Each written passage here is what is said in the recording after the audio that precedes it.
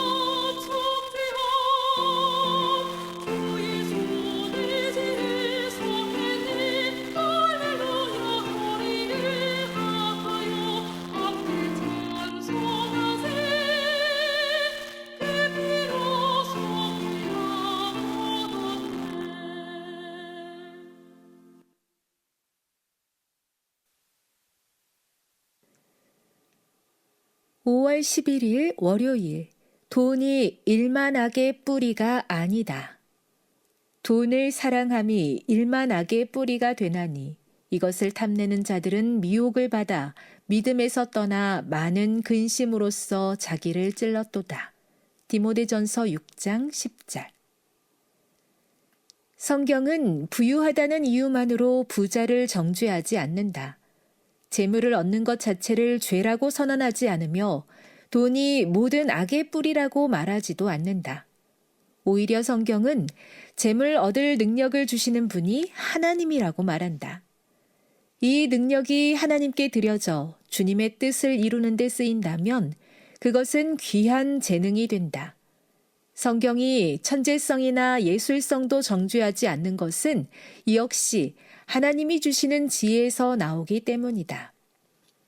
거친 베옷을 입거나 안락함, 취향, 편의를 채우는 모든 것을 집에서 치워버린다고 해서 마음이 더 순결해지거나 거룩해질 수 없다. 성경은 부가 영원한 보물의 자리를 차지하려 할 때에만 위험한 소유물이 된다고 가르친다. 세상의 일시적인 것이 하나님께 드려야 할 생각과 애정, 헌신의 대상이 될 때 그것은 올무가 된다. 잠깐의 반짝임과 거칠애에 불과한 세상의 것을 위해 지극히 크고 영원한 영광에 중한 것을 바꾸고 고작 몇 년 머물 집 때문에 그들의 영원히 거할 처소를 내어주는 것은 어리석은 선택이다. 팥죽 한 그릇에 장자권을 팔아버린 에서, 미디안 왕의 보상을 위해 하나님의 은총을 저버린 발람, 은 30냥의 영광의 주를 배반한 유다가 바로 그러한 거래를 한 이였다. 하나님의 말씀은 돈을 사랑하는 마음이 모든 악의 뿌리라고 정죄한다. 돈 자체는 주님의 사업에 충실하게 사용하도록 인간에게 주신 하나님의 선물이다. 하나님은 아브라함에게 복을 주셔서 가축과 은금이 풍부하게 하셨다. 성경은 다윗과 솔로몬, 여호사밧과 히스기야에게 수많은 재물과 영광을 주신 것을 하나님의 은혜의 증거로 기록하고 있다. 하나님이 주신 다른 선물과 마찬가지로 부를 소유하는 것 역시 그만큼의 책임과 그에 따르는 유혹을 동반한다. 역경 속에서도 하나님께 신실했던 많은 이들이 번영의 화려한 유혹에 얼마나 많이 넘어갔는가. 리뷰 앤 헤럴드 1882년 5월 16일. 돈을 사랑함이 일만 악의 뿌리가 되나니 이것을 탐내는 자들은 미혹을 받아 믿음에서 떠나 많은 근심으로써 자기를 찔렀도다. 디모데전서 6장 10절. 세계 선교를 위한 기도 제목입니다. 기타 국가 선교사 부부의 기도 제목인 성령의 인도하심을 받아 메마른 땅에서 마음을 연 영혼들을 만날 수 있도록 함께 기도해 주세요. 돈은 무조건 나쁜 것이다 라고 생각하며 죄책감을 느껴보신 적이 있으십니까? 하지만 성경은 단 한 번도 부유하다는 이유만으로 부자를 정죄하거나 재물 얻는 것 자체를 죄라고 말한 적이 없습니다. 오히려 성경은 재물 얻을 능력을 주시는 분이 바로 하나님이라고 선언합니다. 아브라함에게 풍부한 가축과 은, 금을 주셨고 다윗과 솔로몬에게도 수많은 재물을 주셨습니다. 재물 그 자체는 하나님의 사업을 위해 요긴하게 쓰이도록 우리에게 맡겨진 하나님의 선물입니다. 우리가 가진 경제적인 능력이나 어떠한 재능들까지도 역시 하나님이 주신 지혜에서 나오는 귀한 자산이지요. 문제는 돈 그 자체가 아니라 우리 마음의 우선순위에 있습니다. 성경이 경계하는 것은 돈이 아니라 돈을 사랑하는 마음입니다. 일시적인 세상의 재물이 하나님께 드려야 할 우리의 생각과 애정을 차지하게 될 때 그것을 우리 영혼을 낚는 위험한 올무가 될 것입니다. 성경에는 어리석은 거래를 한 인물들이 등장합니다. 팥죽 한 그릇에 장자권을 팔아버린 에서, 재물의 보상을 위해 하나님의 은총을 저버린 발람, 은 30냥의 영광의 주님을 배반한 가룟 유다. 그들은 잠시 머물 집을 짓느라 영원히 거할 처소를 내어주는 어리석은 선택을 했습니다. 하나님이 주신 부는 큰 특권인 동시에 그만큼의 무거운 책임과 유혹을 동반합니다. 고난 중에는 신실했던 이들이 오히려 번영의 화려한 유혹 앞에서 무너지는 경우를 우리는 자주 봅니다. 재물이 내 삶의 주인이 되어 나를 휘두르게 할 것인가?